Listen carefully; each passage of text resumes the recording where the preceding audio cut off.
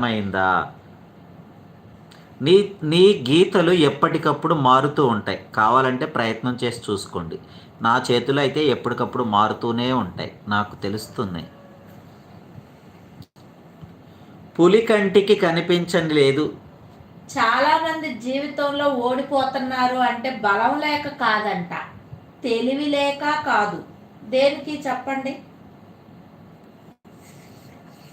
సమయస్ఫూర్తి లేక. చెప్పండి. అదే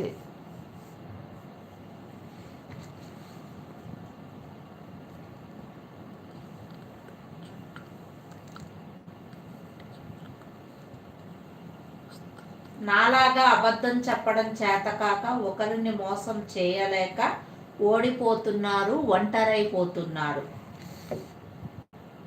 అది సంగతి.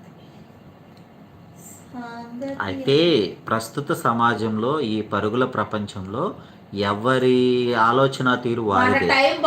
ఎవరిని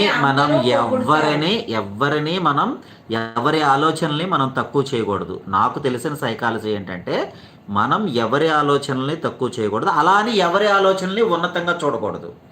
మనకి ఆ ఉన్న ఆలోచనల్లో, ఉన్నతమైన ఆలోచనలో, తక్కువ ఆలోచనలో ఉన్న వాటిలో మనకు తదనుగుణంగా ఆ ఆలోచనల్ని మనం తీసుకుంటూ మనకి మనం సరిచేసుకుంటూ వెళ్ళాలి తప్ప, పక్కవారి ఆలోచనలు కానీ, పక్కవారి చేష్టలను కానీ, పక్కవారి మంచి చెడులను కానీ మనం ఏదీ తీసుకోకూడదు.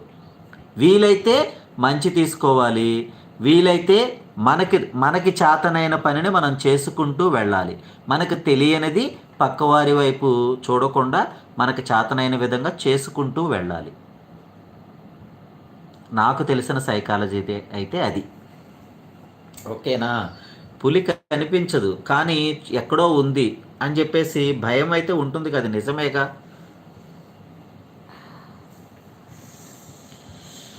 వెల్కమ్ లీలా భాను ఛానల్కి వెల్కమ్.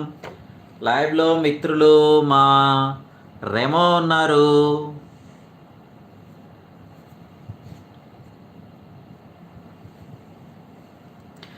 సాధారణంగా వ్యక్తుల స్వప్రయోజనాల గురించి ఆలోచిస్తారంట.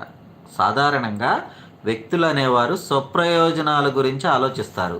ఇది సహజమే కావచ్చు, కానీ మన ప్రయోజనాలను నెరవేర్చుకునే క్రమంలో ఇతరులకు, సమాజానికి నష్టం జరగకూడదు. ఎందుకంటే ఈవేళ ప్రస్తుతం మనుషులందరూ కూడా చోటే పైకి ఎదగడం ఎట్లో పదును పెట్టి మొదలు 10 మందిలోనే నీ ప్రతిభను చూపగా, పట్టుదలతో కదును వేలు పట్టి నడిపించునురా ఎదురైన అనుభవాలు, వేల ఏండ్లు వర్ధిల్లునురా నీ విజయ జ్ఞాపకాలు.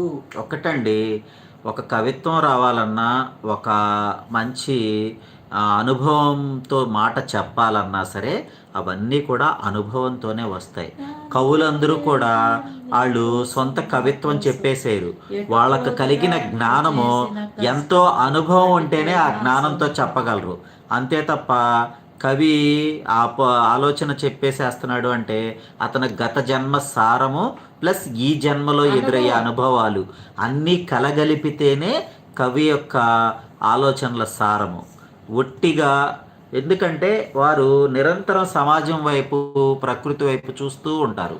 చూస్తుంటే వారికి కలిగిన